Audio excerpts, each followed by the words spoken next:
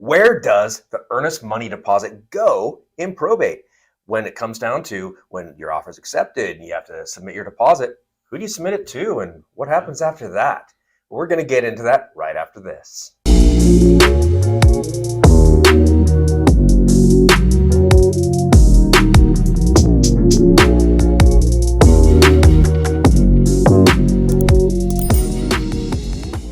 Welcome back to the channel. I'm Brendan Mohr, California Realtor and Certified Probate and Trust Specialist by the California Association of Realtors. And I'm Bill Heyman. I'm a licensed California professional fiduciary. I'm also a licensed real estate broker in California, as well as a licensed realtor in Nevada, and a registered and bonded legal document assistant specializing in probate in both California and Nevada. Now, please, right now, like this video, subscribe to our channel because we have so much information for you and it's constantly releasing.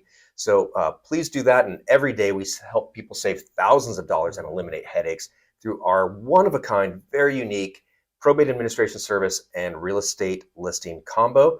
So please look into that. We do that both in California and Nevada, and reach out to us with any questions on this video. You can comment or contact. Our contact information is below, email, text, call, because we can help you. All right, so Bill, the earnest money deposit. Let's talk about where does the earnest money deposit go, or maybe we should talk about maybe what is it? Sure. Yeah, absolutely. Well, the earnest money deposit is what it says. It's a deposit that the buyer makes, and it's really there to show that the buyer is serious about purchasing the property, and also to fulfill a contract. A contract, you have to have something of value that's going to be exchanged in the contract for a product or service. So again, it's really a sign from the buyer that he's serious about moving forward with the purchase of the real property. Yeah, so basically when the contract is accepted, the earnest money deposit, and the earnest money deposit is usually ranges from 1 to 10% of the purchase price, depending on where you're at with California. Regular real estate sale, 1 to 3%, but in probate, it is somewhat common that we see 10%, but sometimes they say that it's required. What do you know about that, Bill? Well, I don't know. I kind of call that a little bit of an old wives' tale about a probate deposit having to be 10%. You will have some courts. There are a few that in their local rules will state that it needs to be 10%, but not that many really. It's just this kind of unwritten rule that has evolved. We've been involved in, and I have been involved in many probate real estate sales, even in court confirmation, where, you know, if you come to the court with a 2% earnest money deposit and everybody's ready to go, the buyer's ready to close, I've never seen a judge say, I'm not going to let this go through because the deposit's not 10%. The judge doesn't want to do that. I mean, if you've got a sale that's ready to go through and everything looks good, he's going to approve it, whether it's 10% or not. And we have a whole video on the whole 10% myth and maybe why in certain situations it might be that, but just know that there is actually nothing in the probate code that requires it.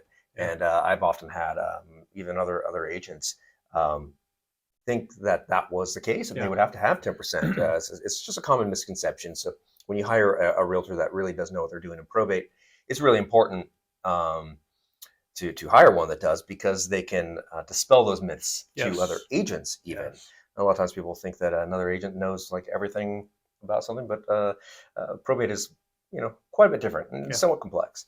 But yeah, so after that, the buyer is typically required to submit the earnest money deposit within a certain time frame. And by default on a real estate purchase agreement, it's usually at the end of the 3rd business day after acceptance.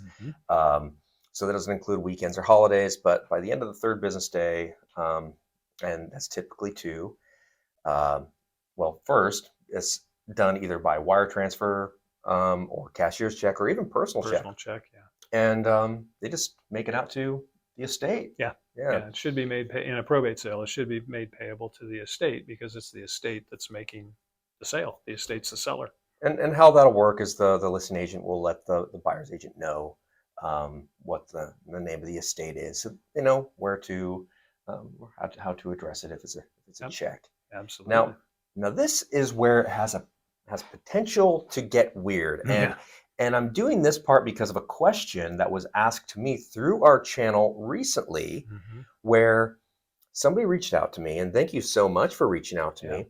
They had a situation where they were the buyer of a probate property, and the attorney for the estate was requiring that the earnest money deposit be sent to him and not an escrow company. Now, that's pretty odd because you have to think, if you're an attorney watching this, you have to, let's think, I'm not really sure why it was done that way. And it can be done that way. Yeah, it's allowable. From a real estate perspective and psychology of it, most buyer's agents really have never actually been involved in a probate situation before. So you want them to be as comfortable with the process as possible. And an escrow company is an independent third party. Yeah. And that is typically where the earnest money deposit is submitted. Yep. And then the escrow company will put it in a designated trust account. Mm-hmm. In that particular case, when that person asked me that question, well, they're probably uncomfortable with it. Their agent was probably uncomfortable with it. The broker for that agent was probably uncomfortable with it, because that is such an unusual situation. And a much better approach when trying to attract a buyer in probate is to try to make it look like a normal sale as much as possible. There's so much anxiety Yes, in buying property. absolutely. Yeah. Have you ever seen that where they submit it to the attorney? No, actually, I have not seen that. I mean, I know that it's allowable, and it's not unlawful for that to happen, but it is unusual, and I can see where it could make a buyer and his agent and or broker feel a little uncomfortable with that. And I'd just like to throw this out there: if there are any probate attorneys out there watching this, if you have any comments on that, we'd be happy to have you submit them, because we'd sure like to hear your opinion on it. Yeah, I'd really like to know. Why would you like to go that route? Um, and maybe there's a good reason. I've just never seen it before. And I know that a buyer would have pause and an agent would have pause about that. But that's typically is submitted to the escrow company, and then from there, as long as the buyer successfully completes the purchase, they have their contingencies. They have contingencies, which contingencies are allowed in probate. I have a whole video on that too. Yeah, they are.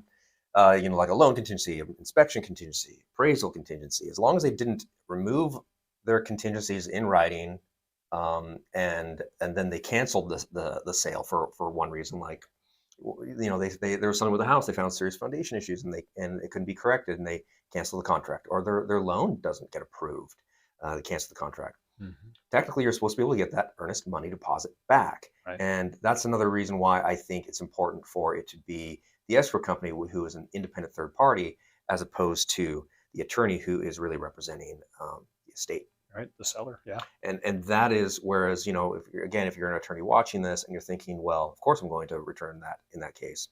As far as real estate agents, we've seen this happen many times, where somebody gets their deposit back from the escrow company as an independent third party. That makes sense. But now it feels a little bit like you're not an independent third party as the attorney for the estate. It feels a little bit more like you're the seller. That buyer really wants to feel assured that they're going to be able to get that deposit back if there's something serious that's going on. Right. So something to consider from that perspective. But yeah. So what happens? So if it closes, what happens to the deposit then, Bill? Well, if escrow closes, the deposit just becomes of the overall sales price that the buyer is going to pay.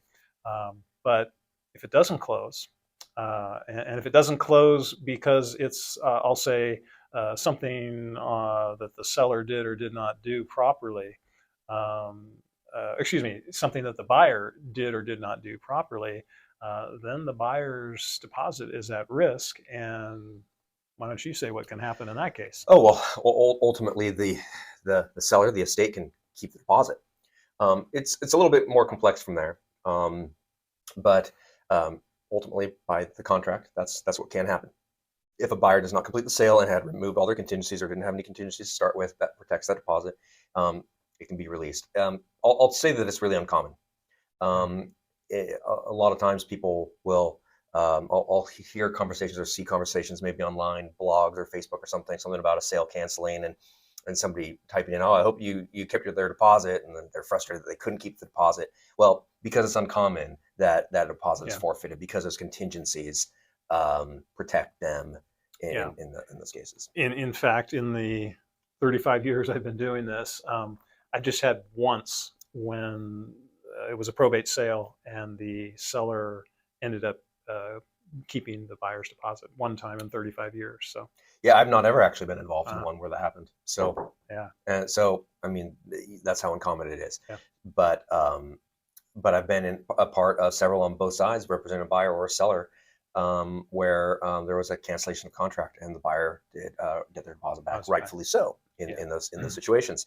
Now, like Bill said, if it closes, the deposit isn't extra money; it's real money that is part of the transaction. So that just goes towards their down payment or their closing costs or whatever. If there is an overage, if you put it on a giant deposit and maybe you're doing a lowdown, like there's 3% conventional loans or something like that, and you put in a very big deposit, if there's any overage, you would actually get that money back from the escrow company Right. at closing. So it's real money, not that goes towards that transaction, not Right. something extra. Exactly. Yeah. But as long as you fulfill all your obligations as a buyer, as long as you fulfill all your obligations as a seller, everything should go smoothly, and that deposit be allocated to the sale. Absolutely. Yeah, anything else you'd like to add to it? No, I think we've kind of covered that good enough. Yeah. Well, wonderful. If you want to learn maybe more about the entire probate real estate process, a great video for you to watch would be the one that's going to be linked next. It's probate real estate from start to finish, where we go over all the topics and can really actually save you a lot of time, a lot of money by watching this video. So maybe 20 minutes of your life can save you a lot of headaches here. It's called the Probate Real Estate Timeline. It is linked next, and it'll appear right over Bill's head. So make sure to click on that right about now.